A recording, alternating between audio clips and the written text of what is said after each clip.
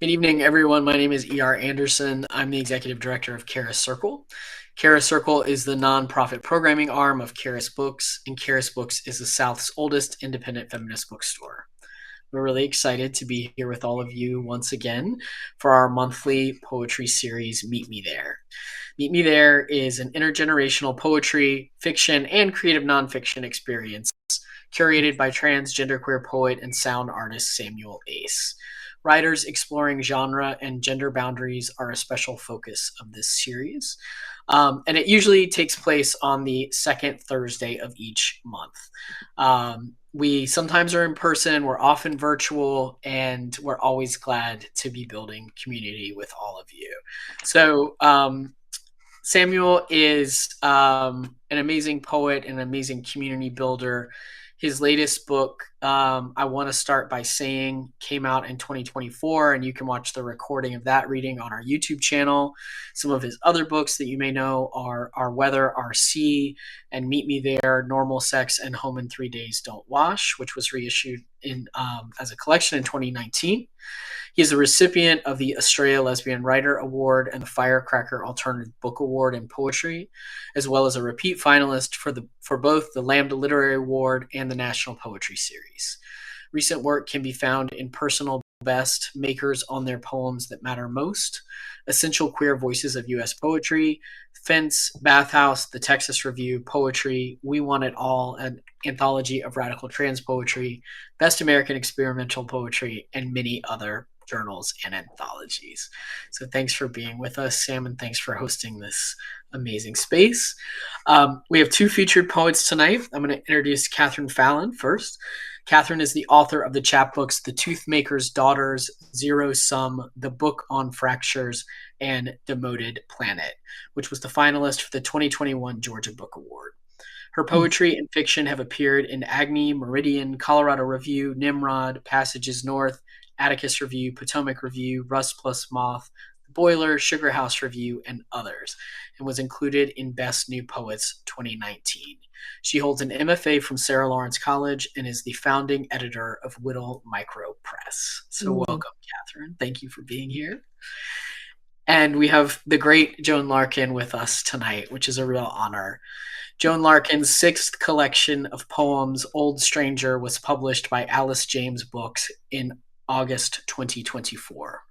Previous titles include My Body, New and Selected Poems, winner of the Publishing Triangle Audre Lorde Award, and Blue Hanuman, both published by Hanging Loose Press. A lifelong teacher and poet, she co-founded Out and Out Books during the 1970s surge in feminist publishing and co-edited the groundbreaking anthologies Amazon Poetry and Gay Lesbian Poetry in Our Time. Her honors include Lambda and NEA Awards and the Shelley Memorial Award from the Poetry Society of America. So welcome, Joan, and welcome, Kate. We're so glad you're here. I am going to kick it over to Sam to really ground us in this space, but it is truly an honor to have you both here in the virtual space of Charis, and it's great to have everybody watching at home. There will be an opportunity for conversation and questions, so if you think of a question while the poets are reading, feel free to put it in the chat, and we'll incorporate it into the discussion later. But without further ado, I will welcome Sam. Thank you, E.R. Always so grateful to be in this space at Charis.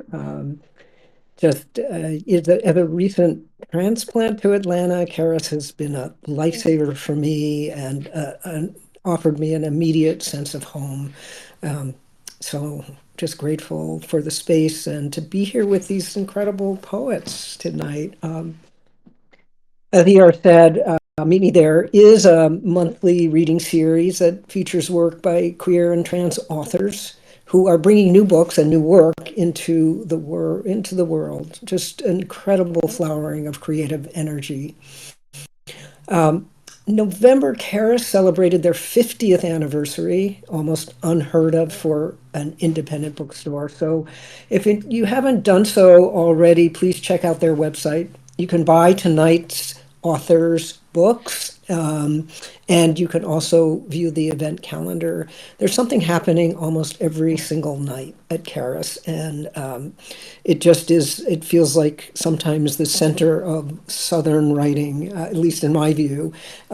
So, just take a look. And almost everything, like tonight's event, is live streamed, even if it's in person.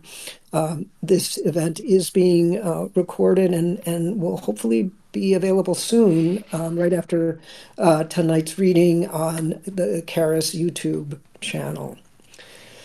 So I just want to say, given the times we're in December, I dedicated the Meet Me There evening, which featured poets Nikki Hurd and Victoria Chang, to the attorney Chase Strangio, who is the first openly trans attorney to present arguments before the Supreme Court in the case United States versus Skermeti. And that's the case that challenged the ability of trans minors to access appropriate medical care in the state of Tennessee. So now, 2 months later, with the ascendancy of the Trump administration, the U.S. Department of Justice withdrew its challenge to the Tennessee law, basically reversed the United States position in that case, which was supportive of the case to reverse that law. So they didn't dismiss it. It's still being considered, but I know that this administration is hoping for some kind of swift a resolution, and hoping, at least I believe, that the Supreme Court will basically let that law go into effect. So I bring it up, and it's not the only thing that's happening these days, but just that we're seeing massive attempts to erase the very existence of trans people and probably queer people, certainly anybody who's an immigrant to this country. I'm sorry for going on in some political manner, but I think it's important to talk about it as much as possible. And this, I just want to reiterate what I said in December, that trans people exist and have always existed, and that children exist who do not fit the cultural expectations of a gender assigned at birth. They exist, they've always existed, they absolutely need protection from any rigid and binary conceptions of gender, and they need and deserve the medical and emotional care that acknowledges that underlying reality. As I said in December, I'll also say again that this reality has everything to do with poetry. Poetry as close looking, as not turning away, as honesty, as inner life, as the process of seeing, as revelation, as being open, and as faith. In much of their work, both Larkin and Fallon begin with the reality of the body, a reality that's often revelatory, never simple, a reality that does not look away from the complexity of gender, from aging, from desire. We'll first hear from Katherine Fallon, whose work I was first made aware of through Joan Larkin herself. Fallon's poems often begin as tiny stories, which I love, offering what first seems like a simple narrative. For instance, the epistolary opening of I always, hesitate in the pronunciation of that, but borreliosis. Is that right, Catherine? Borreliosis. She says, Heather, the summer I picked you up from the Greyhound station, we went to the countryside for berries. Anyone familiar with the devastation of borreliosis, the bearer of Lyme disease, will have a sense, a kind of pre-knowing anxiety embedded in the title of what is to come. But Fallon builds each intimate detail so carefully that by the end of the poem, this reader is left with a loss made ever more heartbreaking by love. In very recent poems, Fallon begins to effortlessly merge concrete day-to-day reality with visions and the supernatural. Although these visions might seem hallucinatory, I prefer to understand them as enacting the unfettered connection between our daily life and the borderless realms of our wild selves. So with that, I'm going to turn it over to Katherine, and I will introduce Joan Larkin after Katherine. Thank you so much. That was a lovely introduction. I appreciate it. Unfortunately, I'm not reading Borreliosis tonight, but you can find it online. So um, I'm going to start with a poem from my first chapbook, which is called The Toothmakers Daughters. I'm only reading one poem from this book. It kind of sets up some of the later poems in the reading. Basically, my parents made false teeth for a living, and that is relevant to this poem and another forthcoming. Also, for this poem, contextually, there's scientific evidence that shows that teeth can be read much like the rings on trees. So you can actually look at someone's teeth and their dentition and recognize when they were experiencing famine. And so that is kind of the context for this particular piece. The Toothmaker's Daughter, Learning to Eat. Teeth as ghost-written journals. You can see that once I was one of four, and later I belonged as half of a set of two.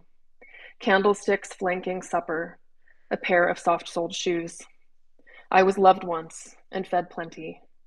You will recognize feast, feast, feast, and after feast, famine. The next couple don't have homes. They don't belong to any particular collection, but I'm attached to them. So this one's called North Rim. 1. You took me there to help me grieve his loss, and remembering this from your own childhood told me to watch intently for the exact moment the copse of pine ends and the canyon is revealed. It was a proper chasm, a reckoning, a goddamn fever dream. It made us into insects. 2. I'm not the only one to wonder about those who first encountered the canyon, minding their own wretched business as they crossed that dusty terrain, stretches too vast to possibly behold. Disappointment, surely an understatement, accessory to failed passage, the earth's jagged wound likely meant death. I felt the marrow ache of their bodies at the very sight of it, and still they must have marveled. 3. We stayed in a cabin surrounded by walking paths, so close to the edge. A stain on one ceiling tile resembled fast food's Wendy, but ghoulish, pigtailed Joker on high. Windows open, all suffocating night, legs entwined, hike tired, hearing voices as strangers passed, unknowing. We stared at the laminate wall, at the goblin ceiling tile, until one of us rolled onto the other. I don't remember the sex, but what it taught me, that silence is possible regardless of threshold. Next day, we gazed into the earth's violent fissure and said nothing. Chasm, another open mouth, never filled. The next couple are actually from a series I'm working on that's about the show Yellow Jackets. I don't usually write about pop culture, but I'm really moved by this show. It's essentially kind of Lord of the Flies-ish for young ladies. It's about a high school varsity soccer team that makes it to nationals, and their plane crashes in the Canadian wilderness, and all hell breaks loose. So there are a couple of men involved in the story that you'll hear referenced in these poems, but it is primarily a feminist story about survival, and I really appreciate it. Trade.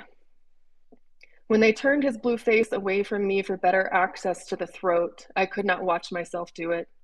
Covered my eyes. Felt my way toward that softness where a pulse used to wobble. Nipple, sternum, clavicle. My thumb found the bladed side of the knife, true north, and I understood we are nothing but blood pooling in snow, so I made myself look. I knew, like I knew shadows, that I'd do much worse than butcher what was brought to me unbreathing. Soon I'd be appointed executioner. Hiding would no longer do. Heirloom. Because you couldn't stand the smell, I dug him up for you. Seems I'm always breathing through my mouth with you, in better times just hangdog lusty. In the shallow forest grave, your father's hand was too easy to find, so heavy to hold, and the ring would not budge.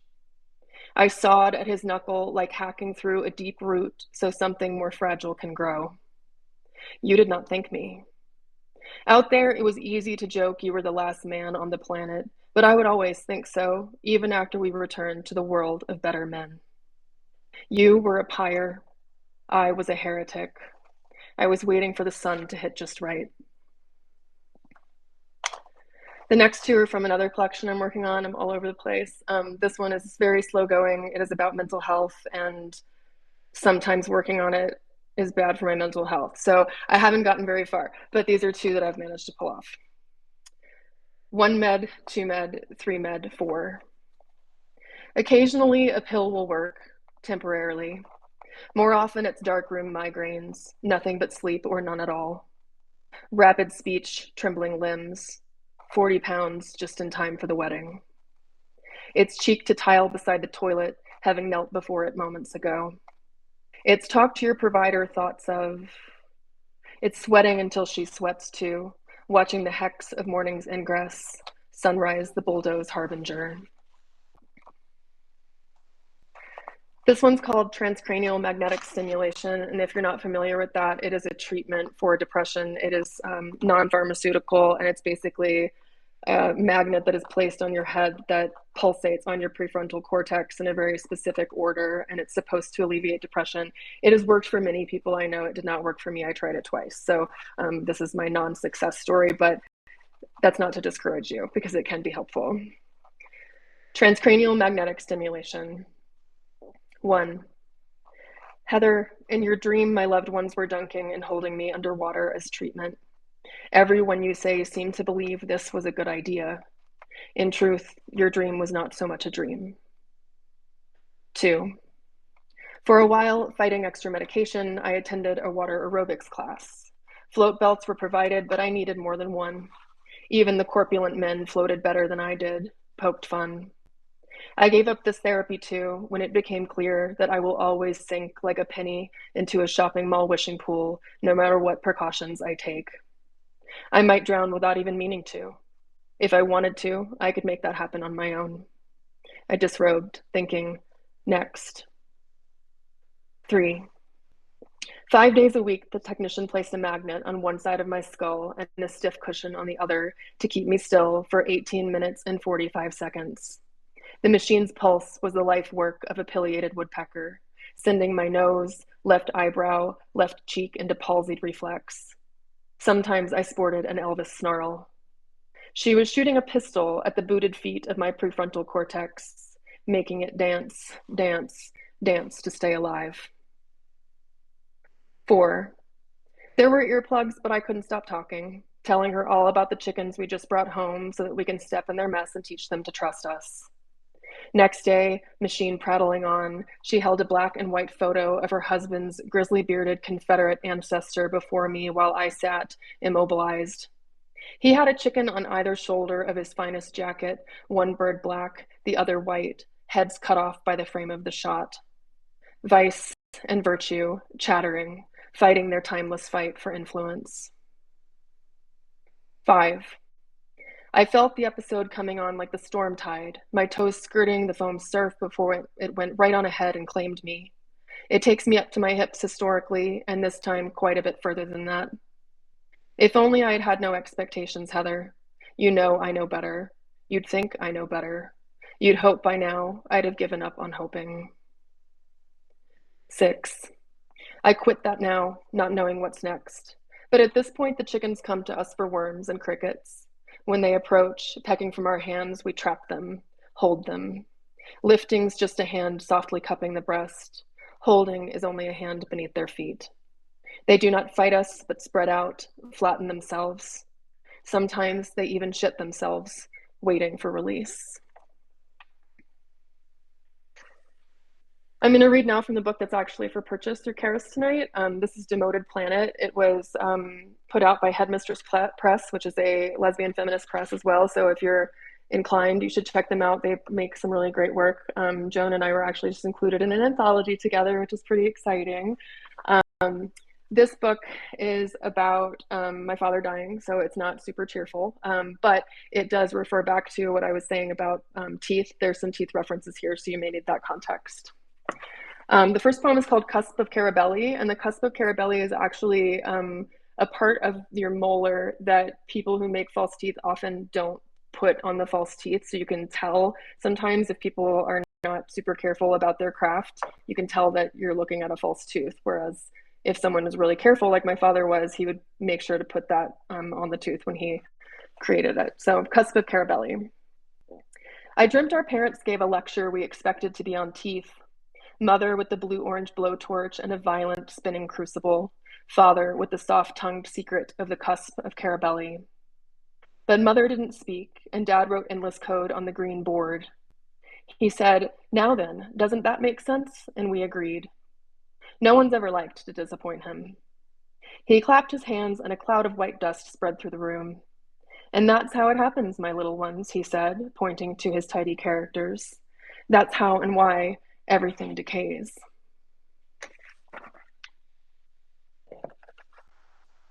Viewing. Stone Father, I did touch you. First your folded hands, which straightened the frothy lace of my childhood party dresses, one of many clumsy tendernesses. Then I kissed your refrigerated forehead and knew truly for the first time what unreciprocated means. It was and somehow remains your job to teach me lessons.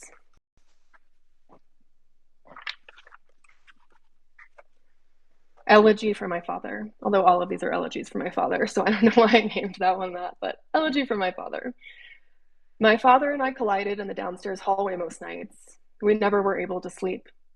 We'd sit at that awful lion-footed walnut table they were both so proud of, leaf missing, a perfect circle that could never again grow larger, and, more troubling, couldn't ever seem to close completely. Gathering crumbs we loosed with butter knives, evenings we sat together as a family, eating. Those late nights, my father drank whole milk and talked while I drew my finger awkwardly along the whorls of the wood, his face too much like someone I knew to look right at him. There wasn't much to say then. He was 40, and I was curling my hair daily until the singed waft of it filled the bathroom. Still, we kept vigil for hours without lighting the room.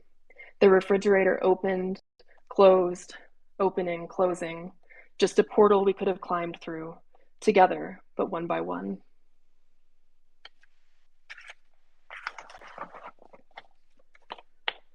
Voyager bound father.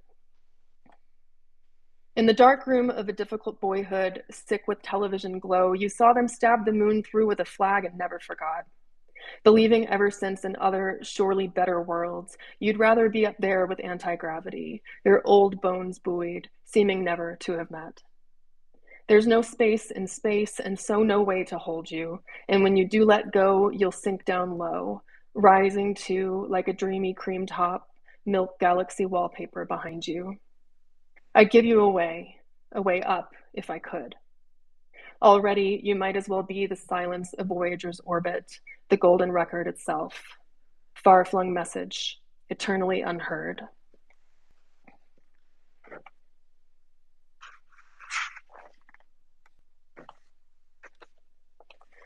Dark Side of the Moon. Everyone could see your Pink Floyd t-shirt, but not what we nestled below the half-shut lid without the undertaker's knowing. Full ounce of quality weed, and a teddy bear so loved the stuffing had dissolved, leaving a floppy, pilled exoskeleton behind. Your skin, however it could, looked like skin. Eyes glued shut, I'm sure, but it looked more like sleep than... I had waited you out until you expired, as you were meant to, and I wept, as I was meant to. Days passed, and I understood grief to be a room I'd entered, with provisions. This poem contains phrases borrowed both from Jean Valentine and Lee Young Lee. So, Wandering Star. Father, you are finally the ghost elephant, now the vacant boat, now the spot on the wall where a portrait used to hang, brighter than its surrounds, footprint of a vanishing. You are the cockless dawn, the cloudless sky, the drought-blighted farmland of the Midwest. Deep in earth, though not of earth at all, you are black hole material. Demoted planet, imploded star, I wake because you taught me of landings. And this is the last one I'll read, and I just, before I stop, want to say thank you so much for having me, Joan and Charis. I really appreciate being included in this. Replicant. 1. In my latest dream, your chest rose and fell while we counted the seconds between breaths with a literal stopwatch, which made it seem real because that is what made your death real years ago. The counting kept on, and you didn't.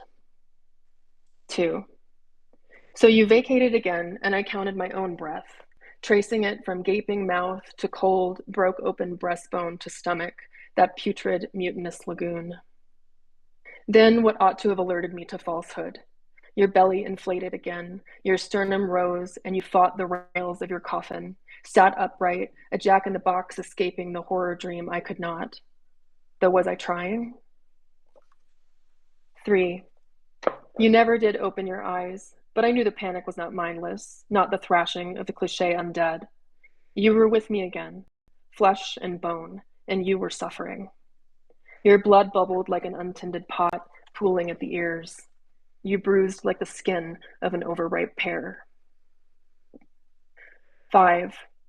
I could not hold you down, momentarily restored to the bare-paw strength of the times you built fires and took your own damn self to the bathroom. Back when your haunches looked like haunches, not chair legs inside your jeans. Back when you wore jeans. I quit trying. At last you died again, which was the 3rd time, but felt like the 1st. And the 12th, also the 44th. 5. So much is left of you, but none of it human. Thank you.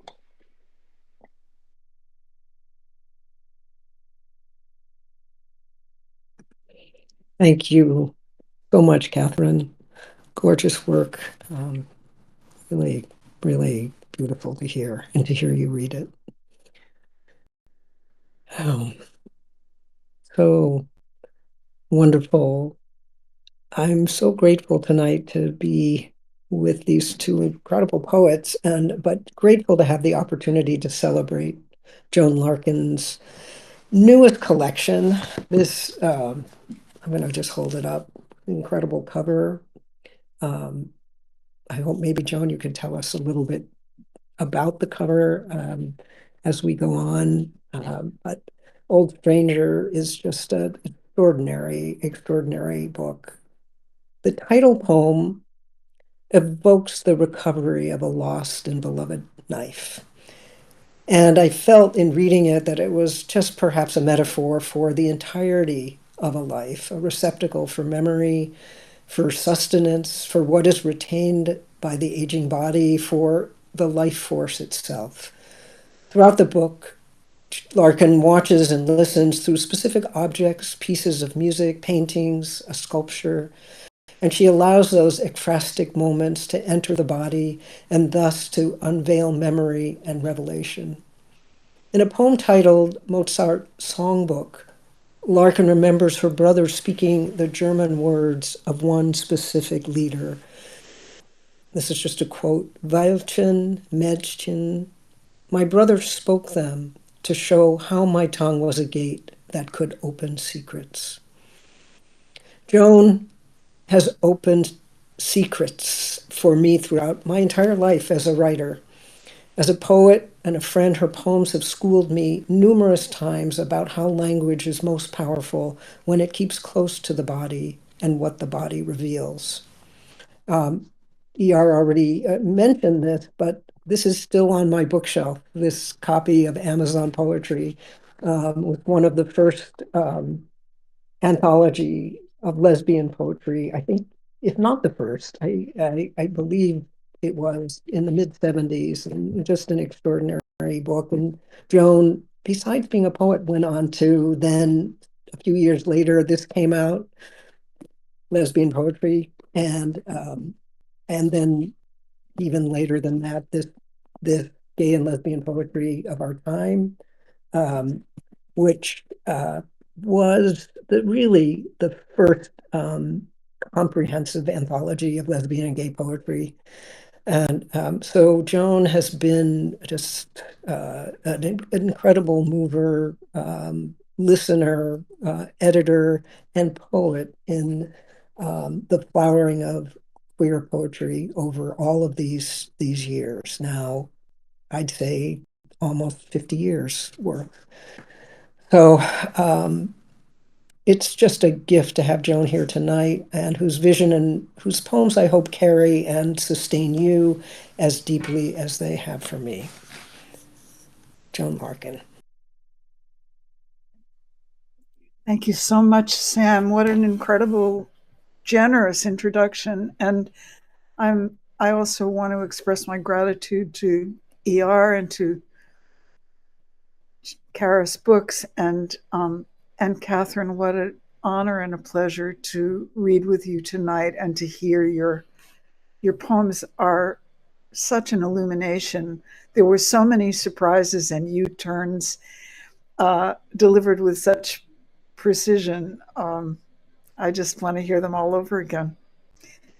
I'm going to read primarily from Old Stranger, and at some point I will talk about that cover. But I thought I'd start with 3 poems from 3 previous decades. And this one is from Cold River, which was published in 1997. The Cold River is out of print, but the poems in it are included, or many of the poems in it are included in this 2014 selected. It's sort of a loose sonnet. And it of course, came out of that period when our community was being decimated by AIDS. Waste not. We're using every bit of your death. We're making a vise of your mouth's clenching and loosening, an engine of your labored breathing, a furnace of your wide open eyes. We've reduced you to stock, fed you to the crowd, banked the pearl of your last anger, stored the honey of your last smile. Nothing's left in your mirror. Nothing's floating on your high ceiling. We're combing pockets, turning sleeves, shaking out bone and ash, stripping you down to desire. Your beloved has folded your house into his. I'm wading the swift river, balancing on stones.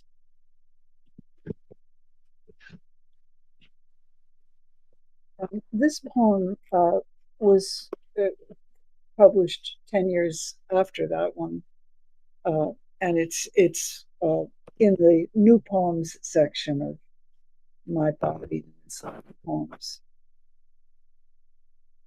A garden. We were planting in black earth the last night of my life. Death was scheduled for morning. I was happy planting lilacs now. She wondered, too many? And I laughed. It was rich. I said, you never can have enough lilacs. Look at New England. I dug on the low roof. This one would spill downward. The dream November was drenched lilac. Life was this plenty, earth, lilacs, the woman next to me planting. I hardly felt any fear this morning, shaking.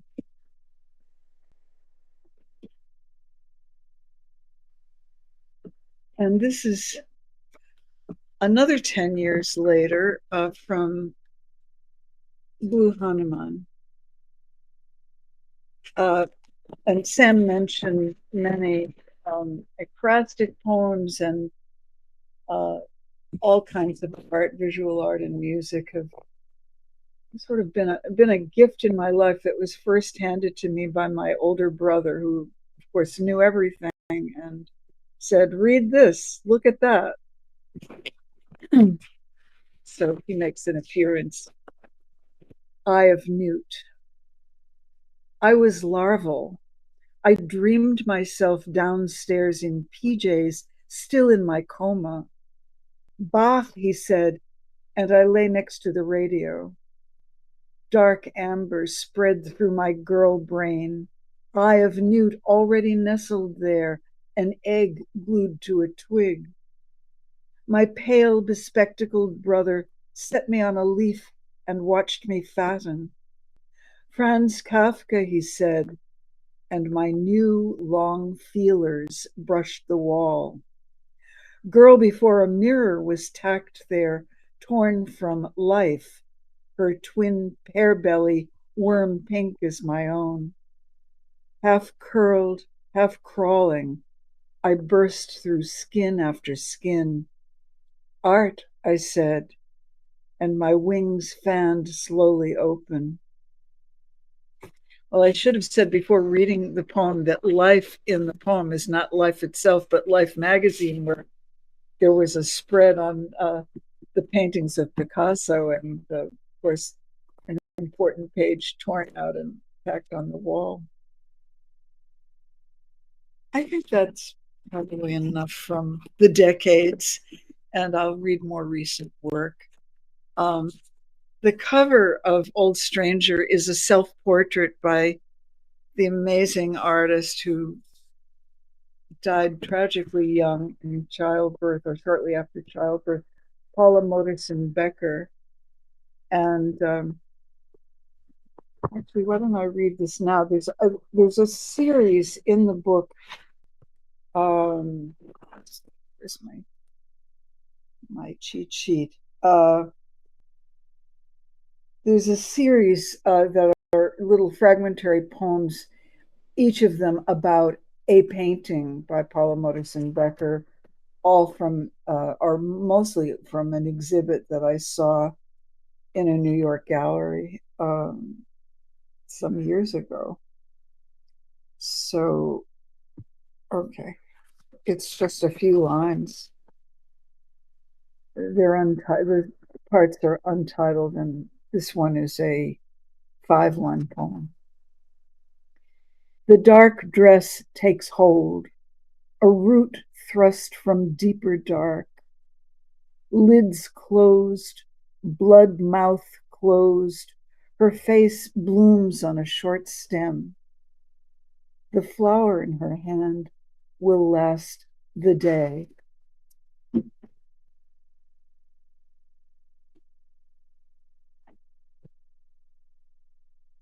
My father's tie rack.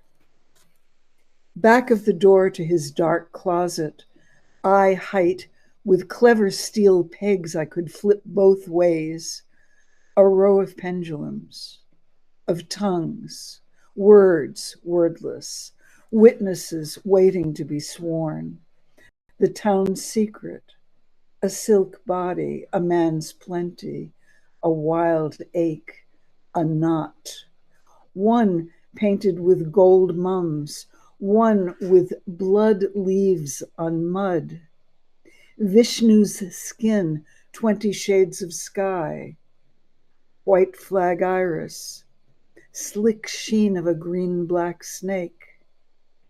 Which one went with him into the hole? Somewhere else, his belts.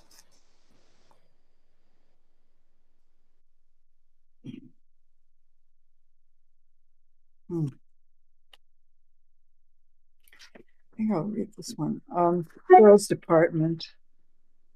I grew up in the Boston area where the original Filene's Basement existed, and various family members would go into these deep bins and come home and spread all their finds out onto a bed and say, okay, this one was only $5. Do you want it or should I take it back? Anyway, that a bin appears in the last line of the poem.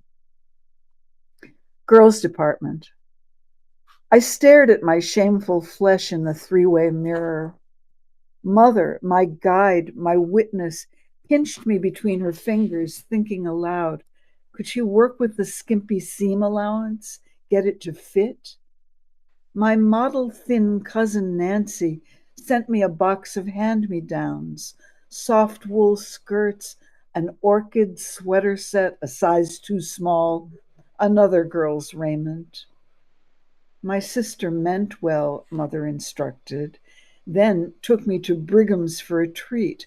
Hot fudge, melted breast-like pyramids of peppermint stick ice cream, and I crunched the small, clear candies. I sang in a talent contest once, Indian Love Call, in a green tulle gown mother grabbed from a bin. She had an eye for a bargain. She took up the hem.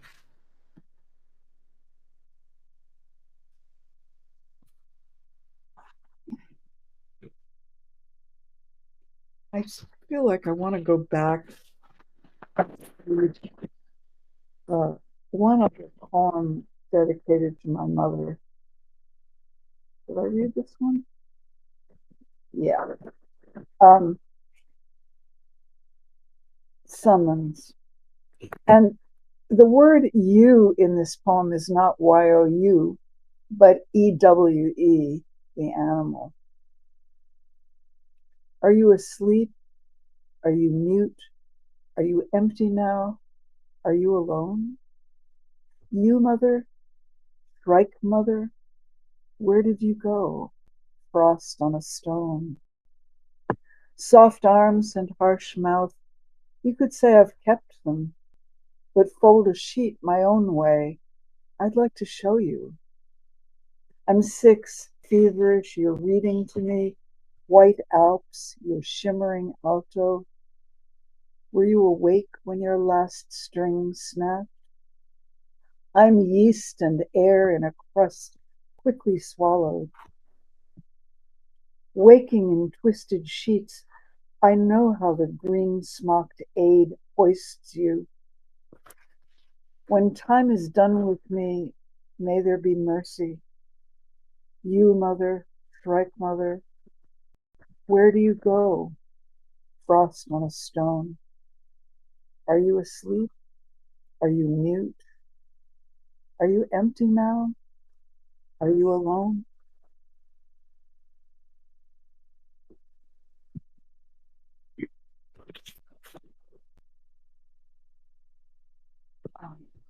A few more. I went to a college, a Quaker college where there were many folk festivals, and the Seeger family was always there somehow, singing and playing banjos on the lawn. What a privilege to be alive at that time. Banjo, dulcimer, fiddle. Face resting in my palm, I stretched out long on the green lawn, listening. Not listening so much as loving how air shivered and sorrow was a tune, a light index finger downstroke, a sly joke, a note that repeated. My mind twanged with it, grass trembled and shone. Banjo, dulcimer, fiddle, singing my story. Hush, listen, this song has 1,000 verses.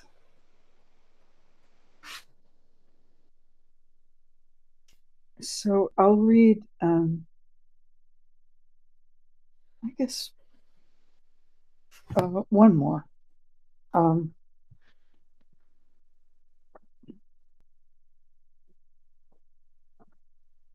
This is called White Pine.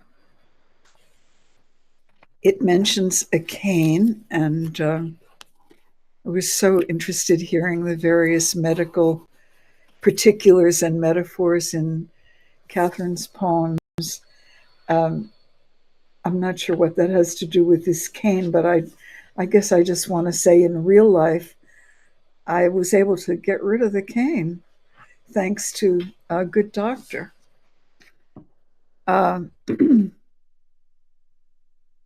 White Pine. Walking to the studio, cane printing the dirt. I see you rising from a thicket, ragged ferns at your foot, deep grooves in your bark, around you a cloud of needles. High on your trunk, 2 moons, like scars of sheared off breasts where the chainsaw whined and sap oozed from the wound. Below them, a dark, articulate slit, dead and living in one body. Your cones open in warm air, give winged seeds to the wind, enough for a forest. Death poem, wait. Joan, keep walking. Thank you.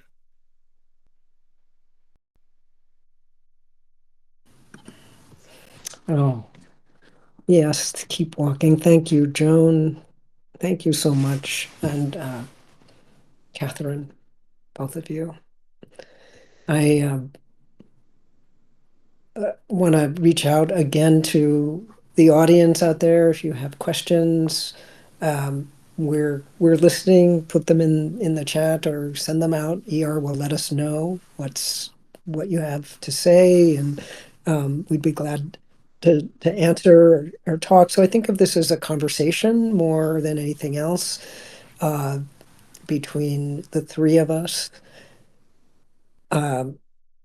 Just want to start with both of you thinking about ekphrasis, and since you both are working on or have worked very much from other arts, and you, Katherine, talking about this new project with Yellow Jackets, and Joan, so much of this book, like we've already said, bounces off of painters and sculptors and music.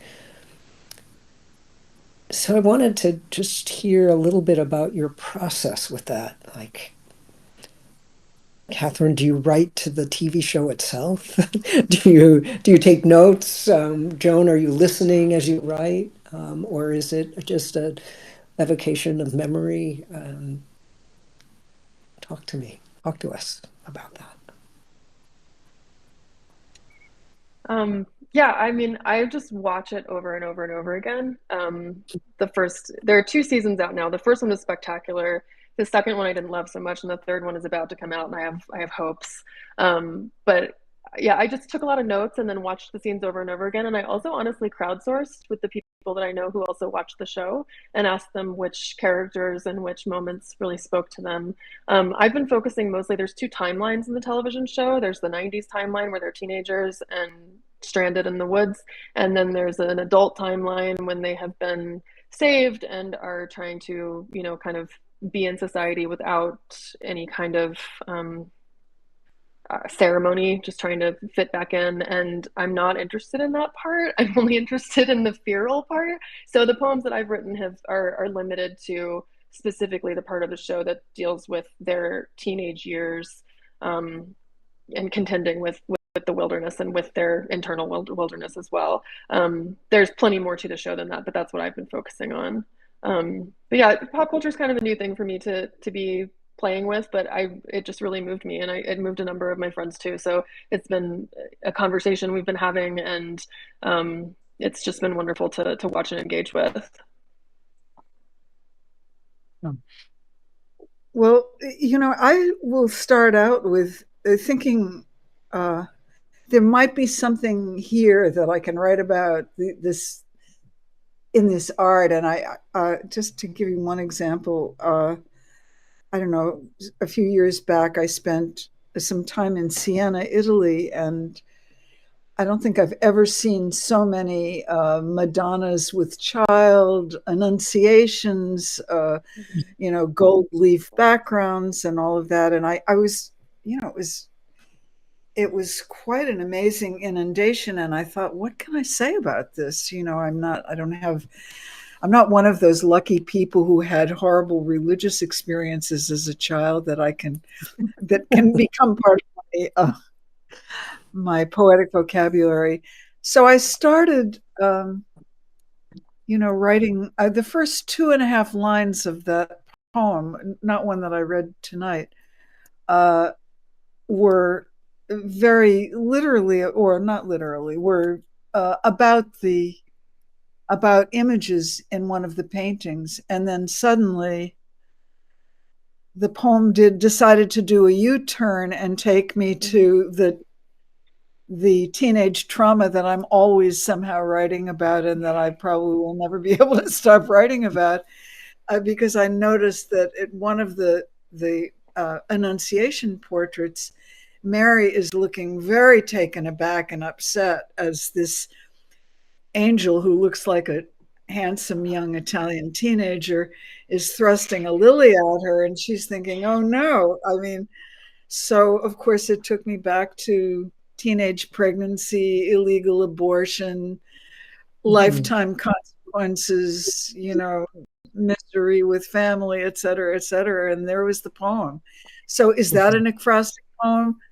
I don't really think so. It's just, the art was a trigger for deeper inquiry, for, it just, and thank God. I mean, I don't want to know ahead of time where the poem is going to take me. It's most satisfying when it's a surprise.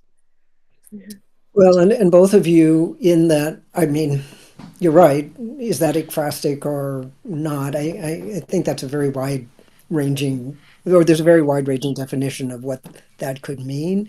But I'm also interested in the persona, the persona, like you taking on Paula Modersohn Becker's voice, and you taking on the voices of these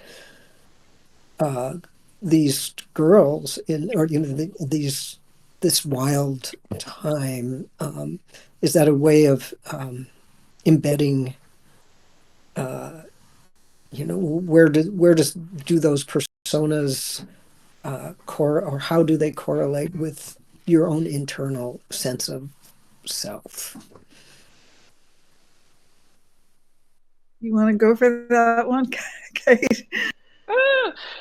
I think that the persona actually is interesting for me because most of my poetry is very personal, and it's first person, and it's confessional, and is factual, and probably makes people in my life very uncomfortable. So it's been pretty fun actually to kind of step out of that and consider perspectives and experiences that I cannot fully relate to. At the same time, I think part of what attracts me to this particular storyline and these people is that they are my age. The time, in the show, the time period where the plane goes down and they are stranded with one another would have been also my high school years. And so I think that there's a lot of,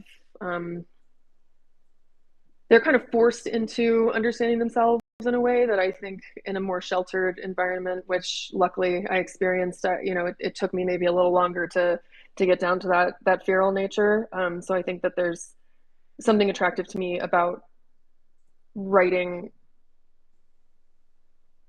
about hardship that early on, that is that illuminating of the self, that it took me much longer to be able to identify for myself. But I actually really enjoy writing these poems because I'm not talking about myself, but of course I am in part.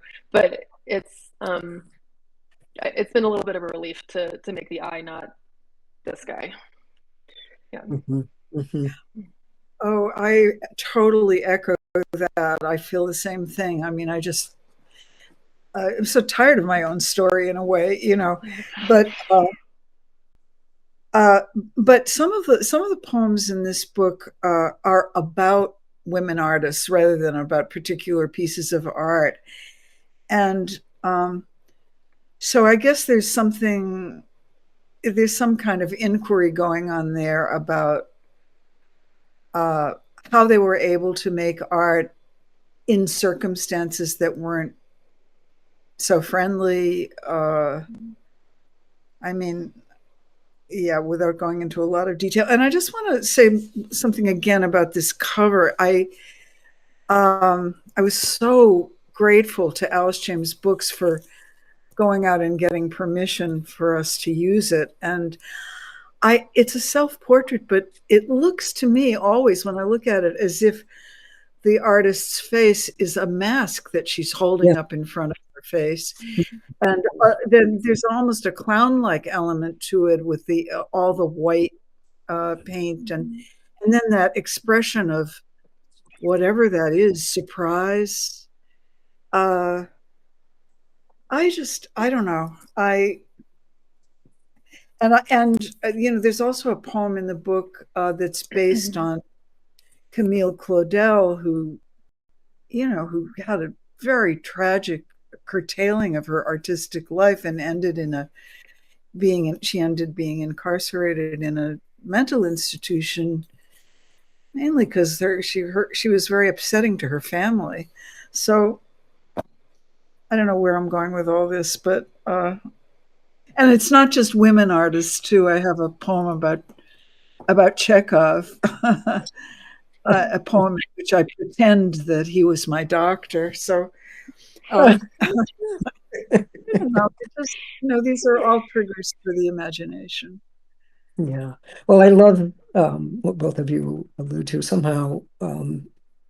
Well, Katherine, what you were saying about allowing these personas to open up parts of the self that you might not have expressed at a particular time, but also allows you to go places. At least I felt that very strongly in the poems that you sent me and that I heard tonight.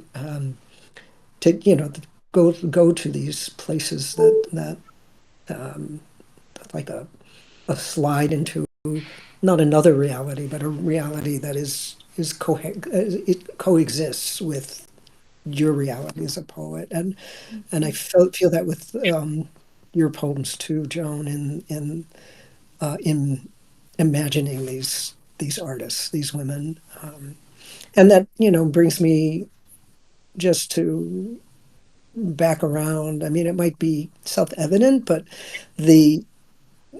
there's nothing airbrushed about the body in any of these poems, in your poems, in Joan, and your poems, Katherine, and the descriptions of illness of that I'm so glad you read those poems about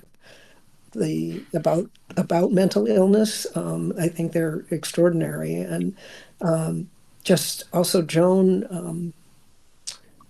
There's just a clear-eyedness in whenever the body it comes to the surface in the poems. Is that difficult, or are the poems a way of seeing, or of allowing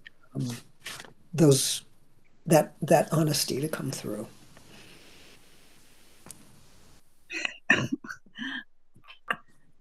I like that you're saying that. I mean, I don't. How conscious are we when we're writing of what we're doing and why we're doing it? For me, it's always hindsight that tells me. I mean, quite literally, after I got my first carton of copies from Alice James, I read through the whole book 2 or 3 times, and I thought, "Oh my God! Oh, that's what I'm thinking about. Oh my God! Now everyone's going to know." Anyway, I know what you're it's saying. very. I don't mean to sound stupid, but I really don't know what I'm doing a lot of the time. It's just, God, please give me a line so that I can write something in this notebook. And then it unfolds. Maybe it takes time, like adjusting to a high altitude, to know what's going on. I share that experience very much. Yeah. I think unfortunately I exist like far too much in the corporeal world. I think a lot about health and about what's not going right and what people are feeling, and I talk about it too much. And I actually told the mailman today that I was waiting for a vaporizer so my nose would stop bleeding. So it's not really a surprise that that's the stuff that lands in my poems, I suppose. And I think that because I'm writing a lot of the time about death, it's necessary to confront that and to be ugly about it in a way. So I try to intentionally make myself uncomfortable a little bit when it comes to writing about the body. And then that again, follows through into my personal experience and conversations, and apologize to anyone that I talk to too much about all of my ailments. But I think that I wish I weren't so body rooted, but it is so much of even what happens in my head is based on what's happening in the body. So I think a lot about what other people's bodies are doing too, and it just kind of finds its way in. Oh, well, I hope you keep putting that down on paper. So it's can't be too much. Catherine. So, I just want to ask before we close up, was there anybody in the audience that had a question? ER, anybody out there? I'm not hearing from ER back then. There's the one, but Alicia, who's in the chat, basically said that you asked their question. So, okay. basically, just like, do you have to take time to recover, or is there a relief in having it out on paper? So, Very good. Well, thank you both. Thank you. Yay. For tonight and ER, I think we've come to the end. Yes, thank y'all so much. It really is an honor, and I want to encourage folks to click this teal button at the bottom center of the screen so you can buy the panelist books from Charis. It really does help us when you buy event books from us, so thank you. And we have a great poetry Meet Me There series coming up next month. The Crowdcast link is not quite ready, but here is your save the date, which I am going to drop in the chat. And the Crowdcast link will be ready later this evening, but it's Daisy Atterbury and Farid Matuk. Sam, I don't know if you want to say anything more about these poets. Yeah, well, both have new books out. And Farid is an incredible poet. This new book will be out just before the reading or just concurrent with the reading. And Daisy Atterbury has a book called The Carmen Line that is out. And it's also extraordinary. So please join us to hear them. And it'll be March. What is it again? 13th. Yeah. March 13th. Okay. Yeah, we have a lot of wonderful poetry coming up in March and April. So W.J. Lofton's book release party is March 25th at the Auburn Avenue Research Library, and then I think we'll have W.J. with us here. Or meet me there. Meet me there. So we have lots of good stuff, and then several in-person poetry events in April, obviously in honor of Poetry Month. So if you are a poetry head, we got lots coming your way. We're excited. And we have a very packed February. So if you are not looking at the Charis schedule, please do. Our open mic features Elizabeth Mashoud. Her book is called The Bones in the Garden and Other Things We Found There. So come check that out on February 20th, 1 week from tonight at Charis in person, but you can also watch it online. So once again, thank you to both of our readers tonight. It truly is a pleasure. We really appreciate y'all. I personally also love Yellow Jackets, and I'm very excited to hear some Yellow Jackets poems. And of course, Joan, you are a living legend, and it's wonderful to have you here. It's a real honor. So, yeah. Good night, everyone. Thank you. Have a great night.